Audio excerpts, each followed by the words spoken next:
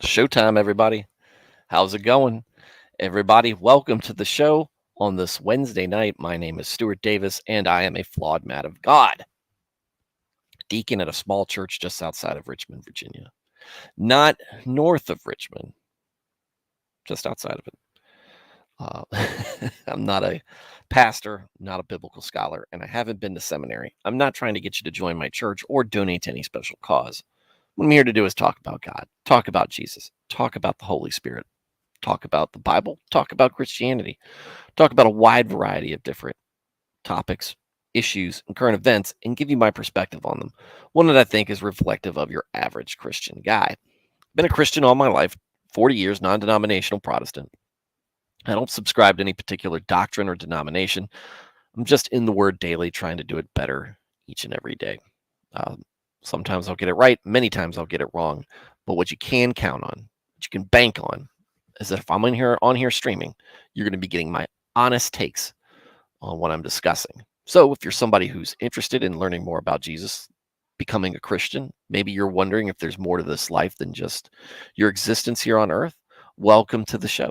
Glad to have you here. Hopefully, what you get from this will help um, propel you into Christianity, into salvation, seeking God, and trying to do your best to live the life that He has put before us all. We try to run this this is a very comfortable and relaxed stream. Try to run this very similar to a Wednesday night study group or a Sunday school.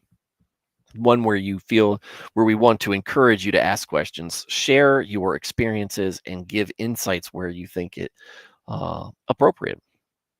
It's a very small community, so if you are able to, if you find yourself chatting, and if I don't have a guest on, I will definitely read what you say and respond to it. As last night we had a guest on, and as I'm always proven to be almost all the time, I cannot keep up with the chat and pay attention to the guest in a meaningful way. So I do have to split that. But I do encourage you to be in the chat. We have a group of great folks who tune in and night out, and do exactly that in the chat. Some of them are newcomers to Christianity, learning as they go along. Some of them know more than me, which isn't exactly a hard thing to do. But either way, we would all be happy if you took the time to be part of it. If you don't, that's fine. But I'm just like you're saying, your participation makes this show better. The chat makes this show better. And if you want to help, that's one great way of doing so. For those of you who are just like Christian topics and discussions, welcome as well. Again, I encourage you to join the chat. Love to have you share your 2 cents. And like I said, make those 2 cents an improvement on the stream. With that said, how's everybody doing? Hopefully you're doing well. We had a long stream last night, over 2 hours, covering some current event topics. So we're going to gloss over this a little bit. Just some of the happenings. Hopefully y'all enjoyed having Jab Slant on there, and it would be nice to see if I like to see people succeed. So hopefully his endeavors find success. He seems to be like I said, very mature kid for 20, young man for 20 years old, and you just want to see that. You just want to see that maturity and that attitude continue to grow. That's good stuff. Not long after we ended the stream on last night, the gentleman we were discussing, the Congressman Miller, issued an apology. The apology was weird, to say the least. But he did say he owned it and that what he said was wrong. So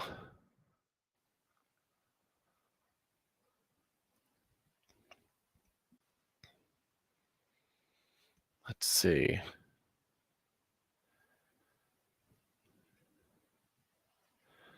Let's see if I can find the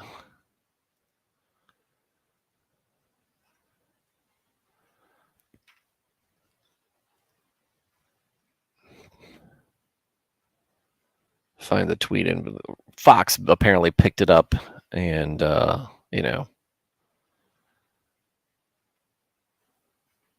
it's getting some play there. So I'm finding its links to Fox as opposed to what I really want to see. And hang on, maybe I'll do it this way.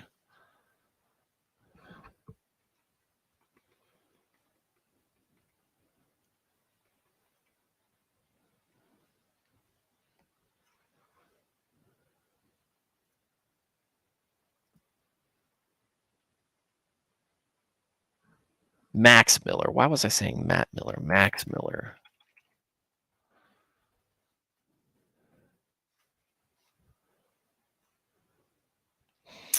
He said, I posted something earlier that conveyed a message I did not intend. I will not try to hide my mistake or run from it. I sincerely apologize to Lizzie and to everybody who read my post. The question really that's here is, what was the message? What are you apologizing for? And what about it? How did you screw this up? Were you drinking? What's the why behind this? That's kind of when you do something like this, you kind of want to know the why. What made you think that this said something that it didn't say? And why did you respond with the vehemence that you did? Is it that you're actually sorry, or did you realize that you just ticked off a bunch of your constituents in Ohio and now you're running from that? Maybe. I don't know. He is asking for an apology. That's fine. Hopefully he's sincere, though he is a politician. So I'm typing X to doubt. X to doubt. What's going on, Nico? What's going on, Alias? Glad to have you guys here. This is we've got, looks like 3 people viewing right now, at least. We'll see. This is a reading that we're going to go through that definitely deserves its attention. This is where it gets super interesting. This is where the compelling part of the narrative happens. But hey, there you go. Now, before we get into this, since we're still kind of early into this, I'm going to read a thread. This is not part of our readings tonight, but I meant to read it last night. But again, like I said, it was a very long stream last night, so I decided not to,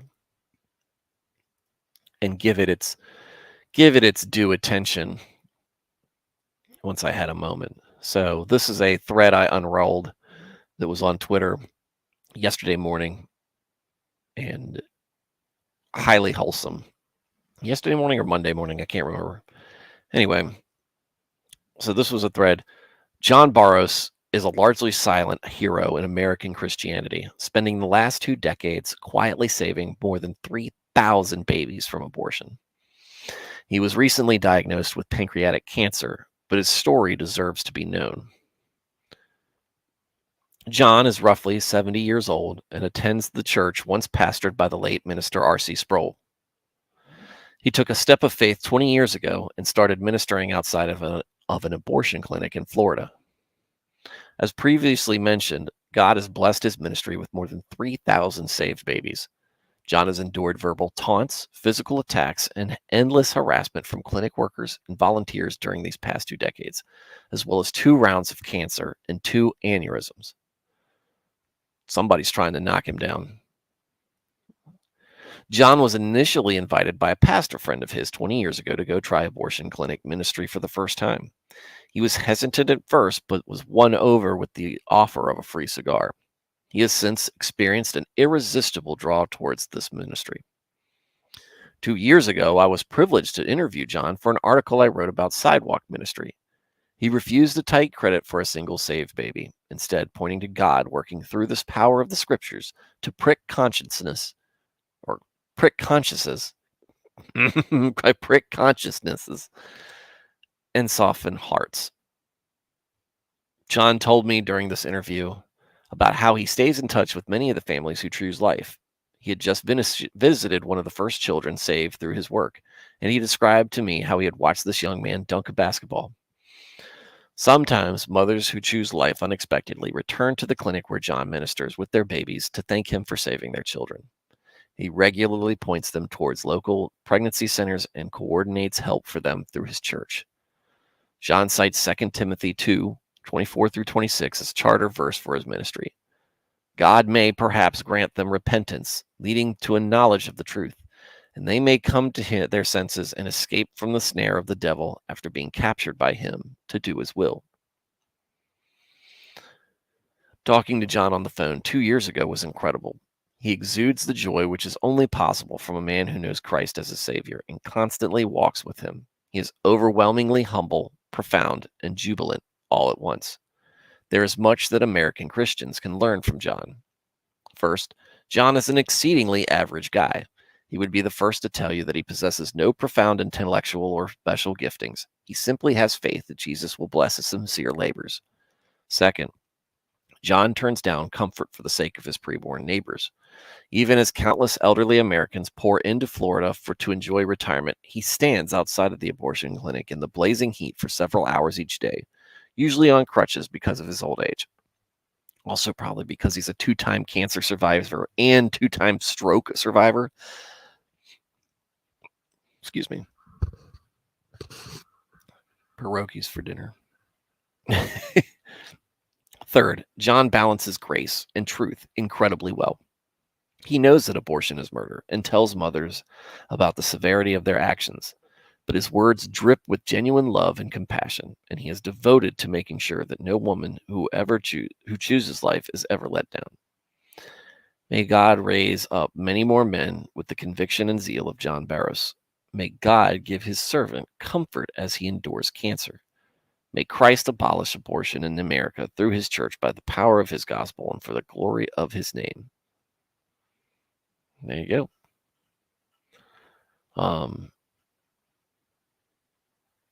Hard to find folks. Hard to find folks like that. A rare person indeed who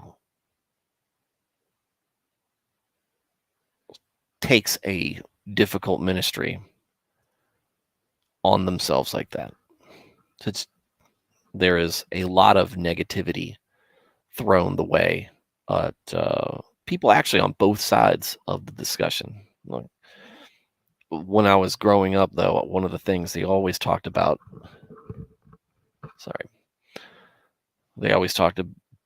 how upsetting and extreme anti-abortion activists were.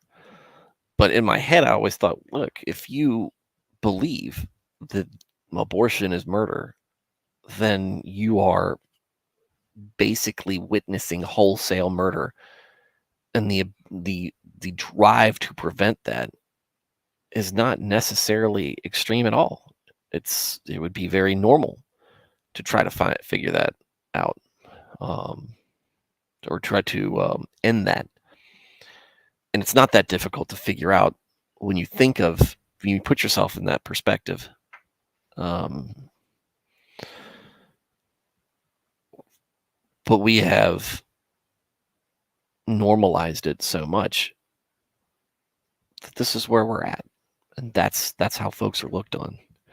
We normalize bad behavior. We normalize sinful acts. We normalize what Satan wants us, the life that Satan wants us to live. And we should be doing the opposite of all of that. So God bless Mr. Barros, and hopefully he is able to fight his pancreatic cancer with the blessings of the Lord, and he will continue to do good work. And when he finally goes home with the Lord, May he beget the recognition that he has deserved but never sought. And may he understand the profound impact he has had on the world that he lives in. What's going on, Dresden? What's going on, Emmanuel? I missed the show yesterday. I'm frustrated. Catch it on replay. It was a good one. It was a good one. So, we're going to get into the show proper without further ado. Now, when we left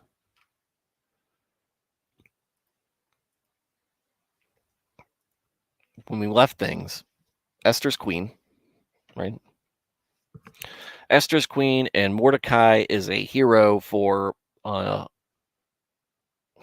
Mordecai's a hero because he uncovered a plot to kill Xerxes, the king of Persia. Big deal, right? But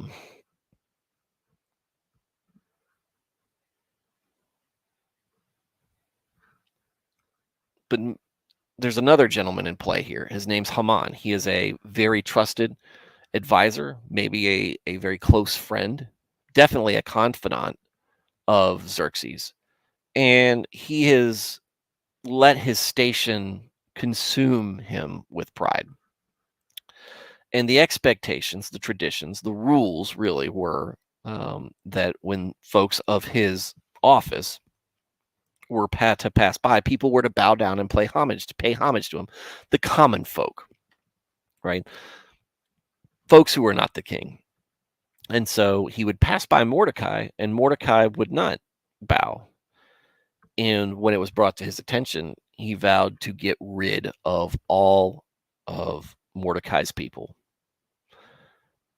So Haman is definitely a very 0 to 100 in no time flat type of person when it comes to his anger and his vindictiveness.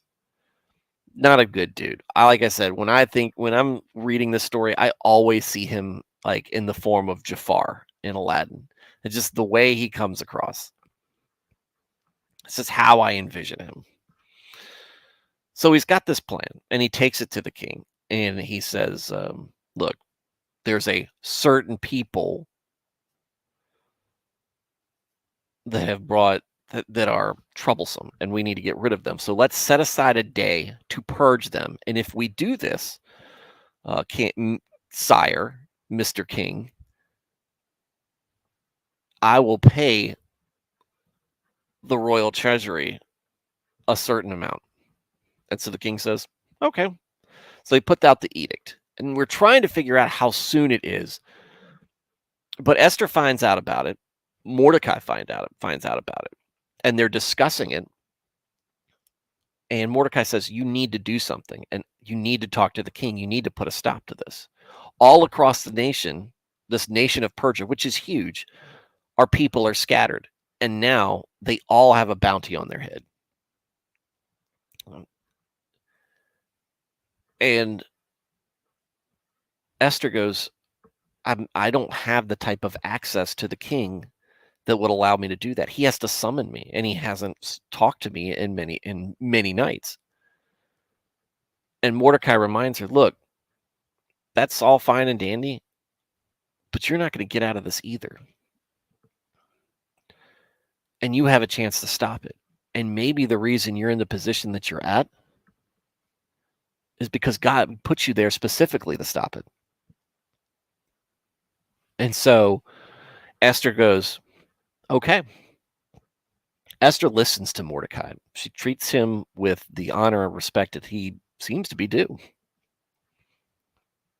Esther, and this time is no different. Esther says, okay, give me 3 days to pray. I would like you guys to pray, fast, put the word out.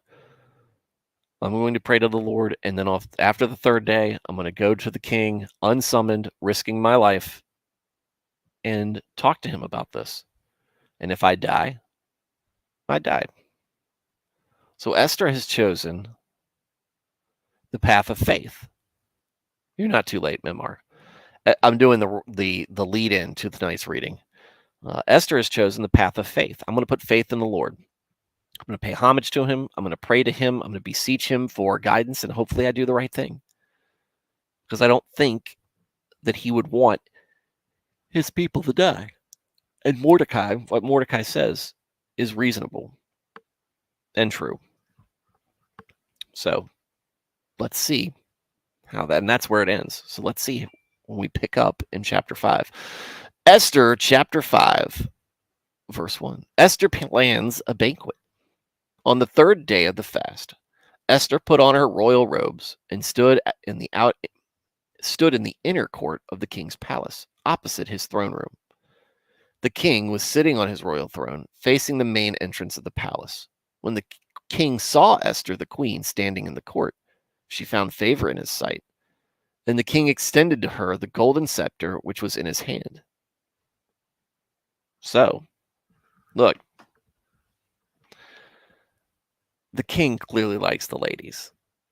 And as we've said before, Esther is beautiful of face and form. And so she puts on her royal robes, looking as good as she does, and just shows up, probably smiling, maybe nervously. We don't know. We don't know how this, well, maybe she doesn't look great. I don't know. Not that she doesn't look like, maybe her facial expressions don't convey happiness.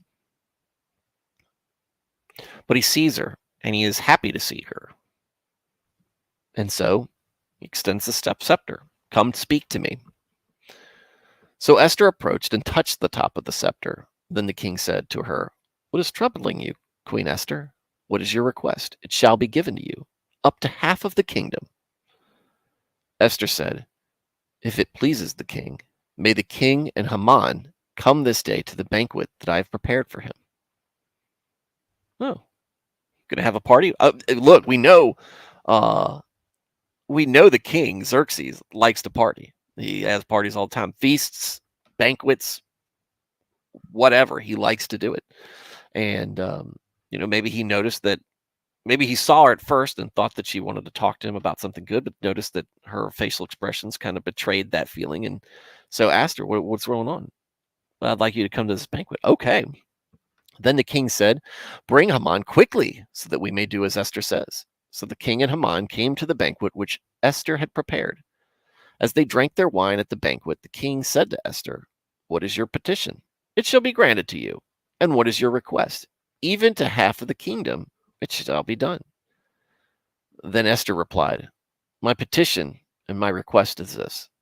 If I have found favor in the sight of the king, and if it pleases the king to grant my petition and to do as I request, may the king and Haman come to the banquet that I will prepare for them, and tomorrow I will do as the king says and express my request."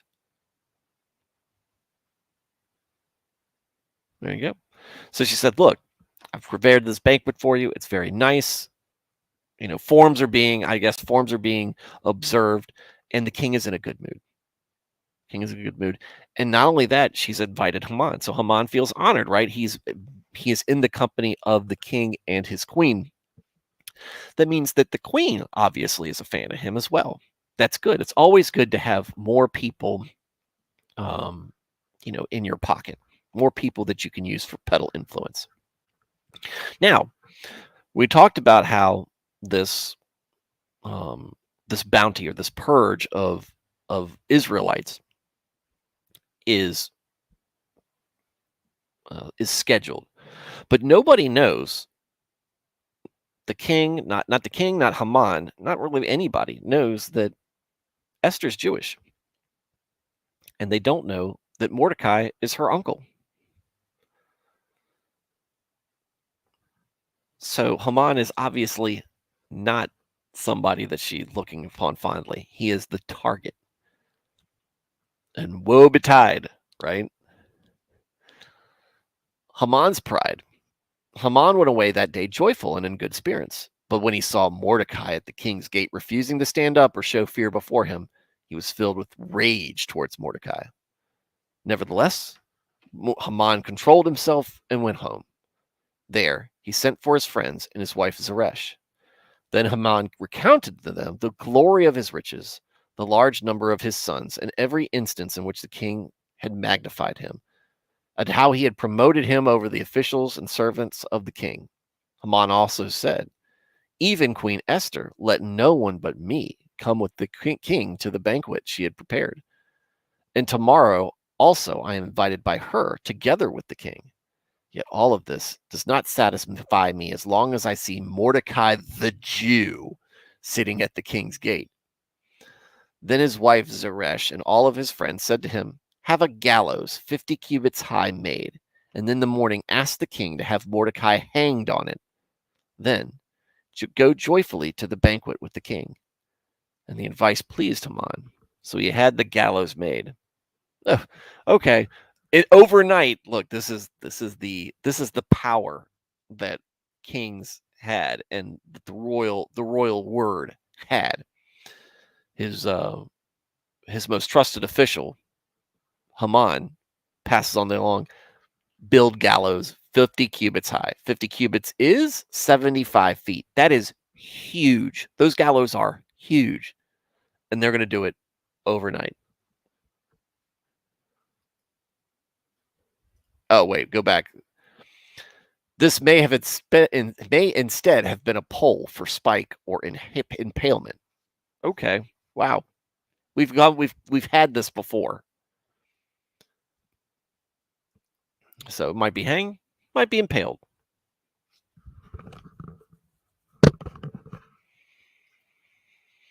The king plans to honor Mordecai. Uh-oh. Chapter 6. On that night, the king could not sleep. So he ordered that the book of records and memorable deeds, the chronicles, be brought, and they were read before the king. Oh. Sleepless night. I wonder who's behind that. Maybe the Lord? And it was found written there how Mordecai had reported that Bigthana and Teresh, two of the king's eunuchs who were their doorkeepers, had planned to attack King Xerxes. The king said, what honor or distinction has been given to Mordecai for this? Then the king's servants who attended him said, nothing has been done for him. So the king said, who is in the court? Now Haman had just entered the outer court of the king's palace to ask the king about hanging Mordecai on the gallows, which he had prepared for him. The king's servant said to him, look, Haman is standing out in the court. Timing is hilarious. And the king said, let him come in. So Haman came in, and the king said to him, what is to be done for the man whom the king desires to honor? Here's where pride gets in the way, right? King just asks him a random question. What is to be done for the man whom the king desires to honor? Who do you think Haman thinks it is? Now Haman thought to himself, whom would the king desire to honor more than me? So Haman said to the king, for the man whom the king desires to honor, let a royal robe be brought, which the king has worn, and the horse on which the king is ridden, and on whose head a royal crown has been placed. And let the robe and the horse be handed over to one of the king's most noble officials. Let him dress the man whom the king delights to honor in the royal robe, and lead him on horseback through the open square of the city, and proclaim before him, this is what shall be done for the man whom the king desires to honor. Nice. Kind of like saying, he thinks that he's designing his own ceremony. But wait, Haman must honor Mordecai. Then the king said to Haman, quickly, take the royal robe and the horse, as you have said, and do this for Mordecai the Jew, who is sitting at the king's gate. Leave out nothing of all that you have said.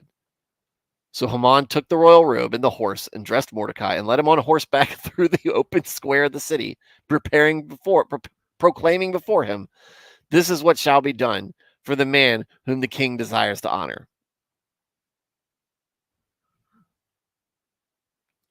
The amount of crow being chewed on could choke a whale.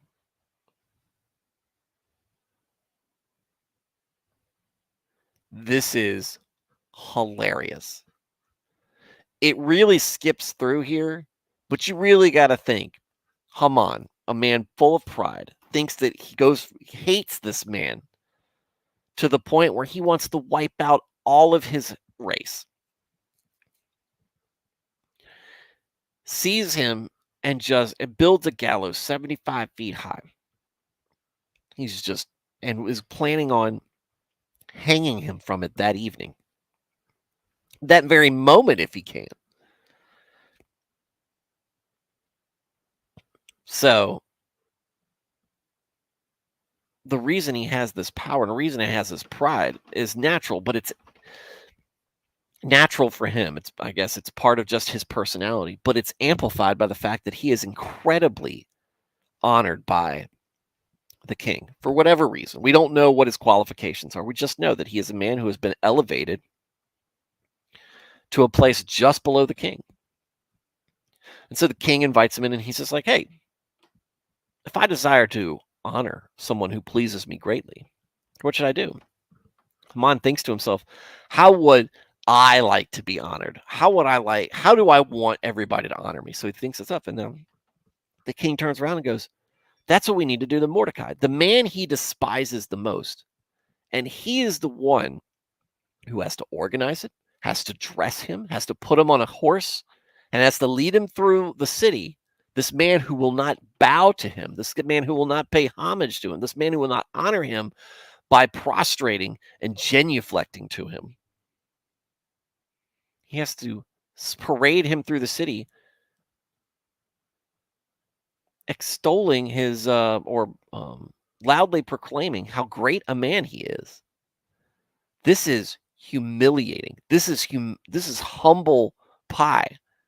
Like I said, this is eating crow. Then Mordecai returned to the king's gate, but Haman hurried to his own house, mourning and with his head covered in sorrow. Then Haman told Zeresh, his wife, and all of his friends everything that had happened to him. Then his wise counselors and his wife Zeresh said to him, if Mordecai, before whom you have begun to fall in status, is of Jewish heritage, you will not overcome him, but will certainly fall before him. And while they were still speaking with him, the king's eunuchs arrived and hurriedly brought Haman to the banquet which Esther had prepared. Oh, wait, forgot. I've still got this this banquet. I've still got to go to this banquet. But he's probably not in the partying mood. But at least he knows he's still got favor with Esther, right? We'll find out. Certainly Esther's going to be looking out for him, right? All right. Emmanuel said, this ninja was like, this was my ceremony, not yours, Mordecai. No, curses. There were the amount of salt, the amount of absolute salt being spilled out by Haman over this has got to be epic. Just great. We're talking like Trump beating Hillary the night of that election levels of salt. The cumulative salt of Clinton voters that evening would probably equal what Haman was feeling. What's going on, Jab? Jab, you join us at the end. It's a short stream tonight. I didn't say that at the beginning, but there really wasn't much in these two chapters to go off of. And it's pretty straightforward. But it's so absolutely great. So absolutely great. And it gets even better tomorrow night. Well, I take that back. Monday night. That's right. Because I'm not streaming tomorrow. I've got plans, things to do. Coffin dancing memes ensue. Yes. So, we were going to have a guest. It's okay, Jeb. We are actually going to have a guest on Tuesday night. So what we're going to do is we're going to finish Esther Monday. We're going to have a guest on Tuesday night, Professor Von Mancha. He is going to come on and talk about Job, give us some of his insights on um, what he thinks about Job, some of his opinions on things. I don't know but a little bit about it, but it's interesting enough that I want him to come on it and kind of explain it. Be prepared. He does like to share slides, so there will be some visuals for those who are listening.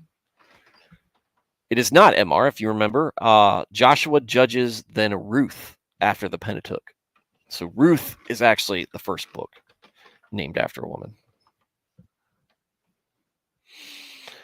But next week we will be starting Job,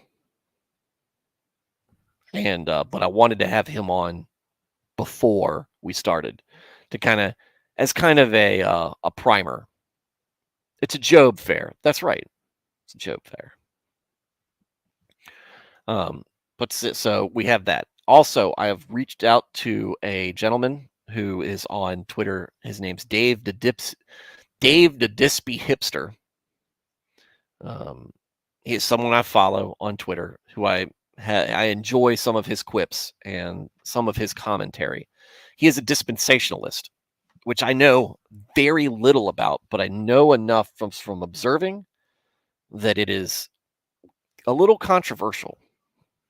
There are some folks who think that it is deeply wrong, and I want to know a little bit more about it. So I want to have a gentleman who I think is well versed in his beliefs on dispensationalism to come on and discuss it. A guy that I think is what is that? What's dispensationalism?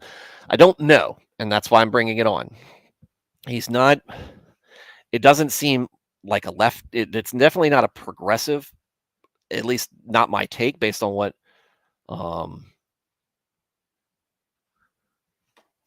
the dispensationalists are for dispensing of drugs. No.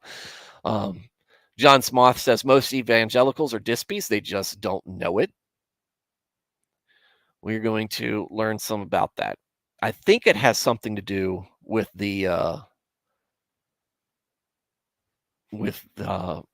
relationship between Christians and the I think maybe ethnic Jews. I don't know, but that's something. It has something to do with Israel, I believe. That's just kind of what I gather. But he has agreed to come on now. He's not going to be on for another couple of months. We had some dates in September that we couldn't work around. Maybe late October. John Smoth says it has to do with covenants and how God relates to people throughout history. No, not exactly. I think it's more that we're on equal footing, maybe, or something. I don't know. There's, I don't, like I said, don't come into it with any type of preconceived notion, because, again, I don't know enough about it. John seems to have at least a casual grasp on what dispensationalism is about. But like I said, he is an interesting character. He is the first person. He's got one of the greatest quotes I ever saw on Twitter. He said he was replying to. He was replying to somebody in an argument. He can be very snarky, but hang on. He said, guy who says, no, that's not right. See Genesis 1 through Revelation 22. So basically the entire Bible says you're wrong. It was one of the best it was one of the best quotes I ever saw. I took a screenshot of it and I to this day will use it from time to time in arguments. It is, like I said, he's a fun follow. He's pretty wholesome from the content that he shares. But But like I said, I've run into times where somebody thinks, I love you, even though you're a dispensationalist, and they'll tell him that, or they'll say you dispensationalists have everything all wrong. But I said at least a casual understanding. You could have a firm grasp on it. First of all, how dare you? Second of all, I'm right. You'll see. I don't doubt it, John. I'm just saying you at least have some understanding of it. While I have zero, just a fleeting a fleeting sense of what it is where I sit. But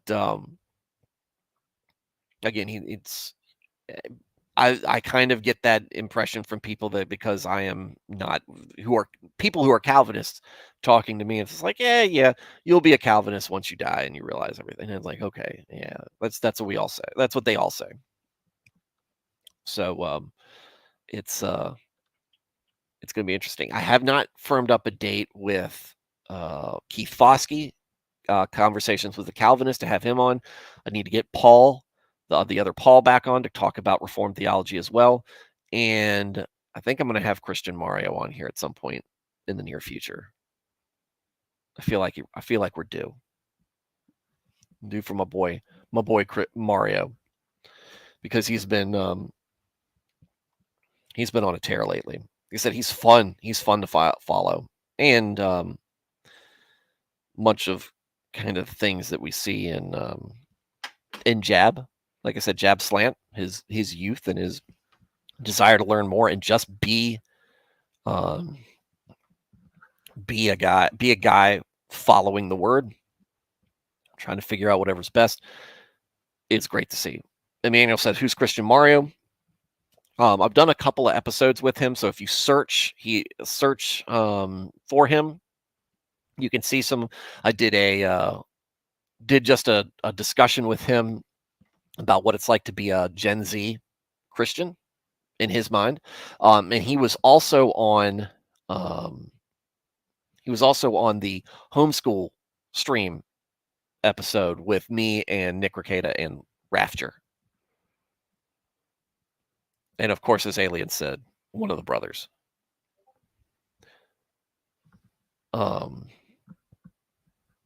And yeah, it's he's a great personality. I find him very very wholesome and not afraid to speak up. Not afraid to speak up. People have come after him a lot for what he says. Just kind of that Twitter mob of people, trying to punish him for having an opinion. How dare he? So, and the most hilarious thing is his girlfriend's Twitter handle is Christian Peach, and she rarely posts. So that, it's a fun thing to see. So we'll probably have him on at some point. He's thought about at some point getting he does have a YouTube channel, but he's done very little with it. I think he should do more, but he's busy. He's probably busy. He's young and is in his 20s. He's trying to get at it. He's trying to build a career, build a life, and at the same time, learn more. And yeah, he's a good friend of me and the other Paul. So there you have it. All right, guys, we are going to close out for this evening, and this will probably be for the week because, like I said, tomorrow I'm not going to be streaming. So Monday we'll read 4 chapters, wrap that up, and Tuesday we will have the episode with Vaughn Mancha. MR, no. Yeah. So MR, Jab, alias Emmanuel, John Smoth. I always say John Smoth's whole name because it rolls very well. John Smoth.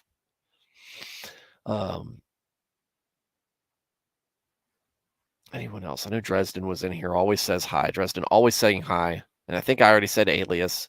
And Nico, of course. You were just getting to the good part. I know. The good part is it gets better. It gets better. Nick Arcade again would be dope. It would be. It would be. I haven't reached out to him for a while about it. There's been talk about doing some collaboration.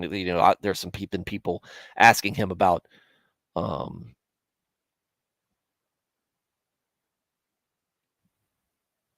there have been people asking him to do faith streams, and that is something that we have very, very briefly talked about. But he has expressed his desire to have me on if and when those ever start to happen. So anyway, John Smoth says it's not even close to my name. I misspelled Smith and went with it. It's great, John Smoth. I like it. Just gonna own it, Anyways, you guys have a great night. If I don't stream again for the rest of the week, have a great weekend, productive, restful, go to church, right? I'm praying for you guys. Please pray for me, pray for each other, pray that we just are able to be better Christians, be better at doing the things that we are called to do and standing up for God when called and putting him first. In the meantime, guys, everybody have a good night and God bless.